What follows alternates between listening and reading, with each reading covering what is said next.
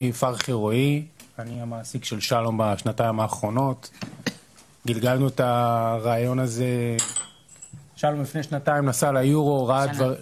לפני שנה, סליחה. נסע ליורו, קיבל הזדמנות מהעולם, עכשיו יש לו הזדמנות להחזיר לעולם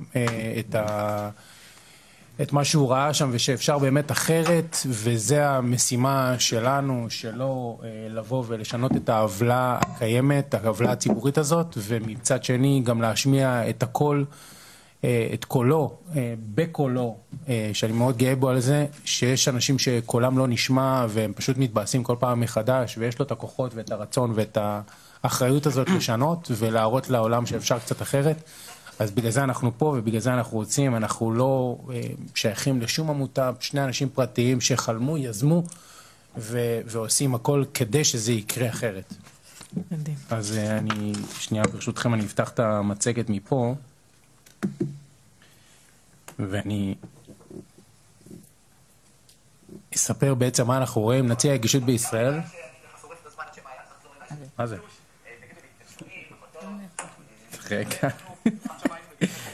רגע, סליחה. בסדר, טוב, נציע ביציע נכים מה רואים באמת, הצצה לתיעוד אישי מיציעים ברחבי הארץ ופתרונות הקיימים בעולם. אז בעצם מה שאנחנו רואים פה זה סמי עופר, גם כשהקהל לא עומד על כיסאות, אין ראות, מיקום שטוח מדי וכל עמידה פשוטה חוסמת. אחרי זה במושבה בפתח תקווה, חסימה על ידי אוהדים, סדרנים או אנשי אבטחה.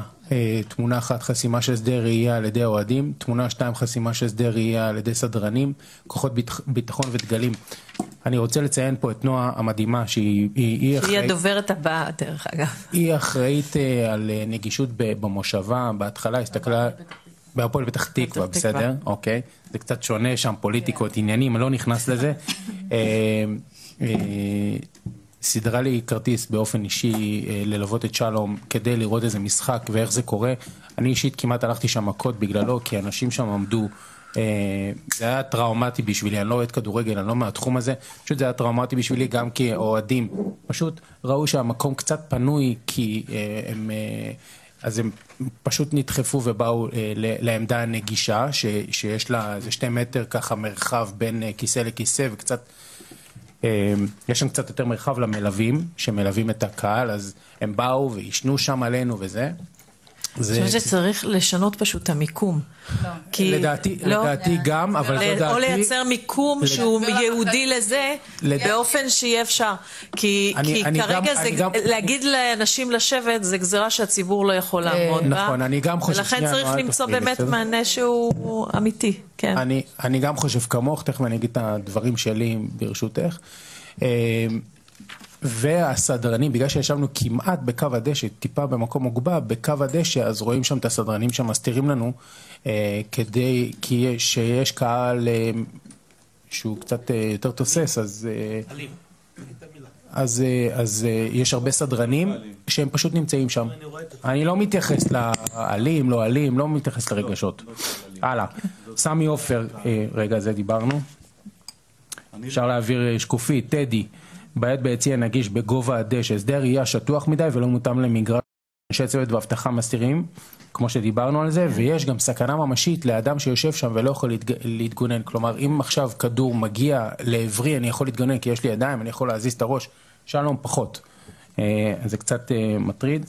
בלומפילד, כך נראה מהזווית של בלומפילד, כבר דיברנו על זה ולשם כך הדיון.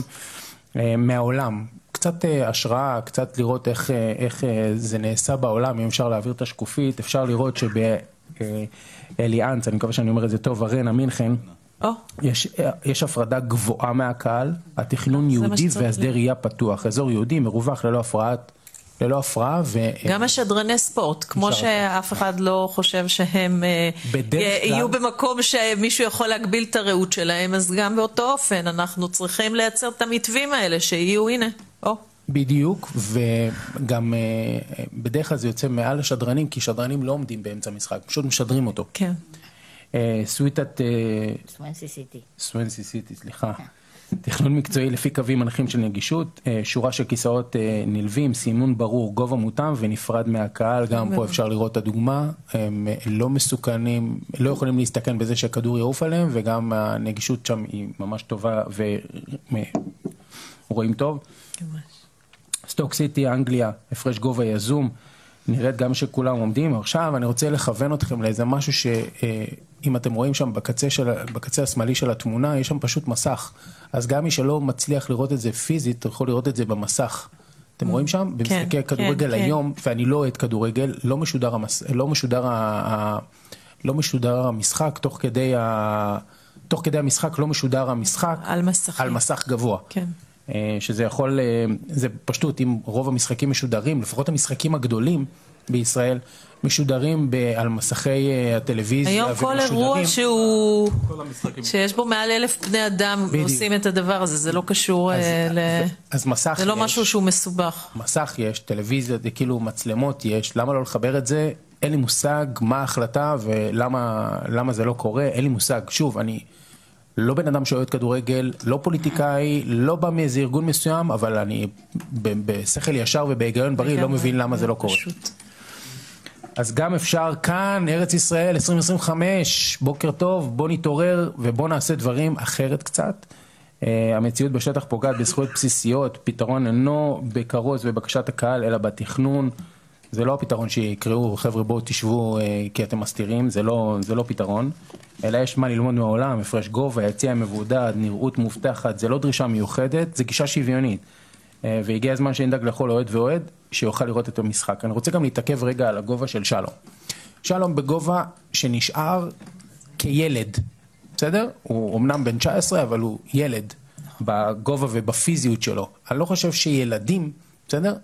שיש פה איזו הפרדה מסוימת שצריך להתייחס אליה, של ילדים או של מבוגרים. כי אני בגוף מבוגר, במצב הסטטי שלי שאני עומד או יושב, אני מניח שהגובה שלי עכשיו זה 60 ועוד 60, בערך 120. בסדר? שלום, בערך הגובה שלו עכשיו, אני מניח שהוא בין 80 למטר. ואני לא נתקלתי, כאילו אני מניח שבמדינה של 8, 9, 10 מיליון איש, אני מניח שיש עוד כמה ילדים שבאים לצפות עם כיסאות גלגלים ובמגרשי הספורט. אז אני מניח ורוצה להניח שהתקנות צריכות להיות שגם הם יוכלו להיות מגובה מסוים ולראות בגובה מסוים. במינימום. אז זה לא קשור שהוא ילד בן 19 שמדבר ומנסה פה לתקן את העולם, אלא גם ילדים. גם על זה, גם על הדברים האלה.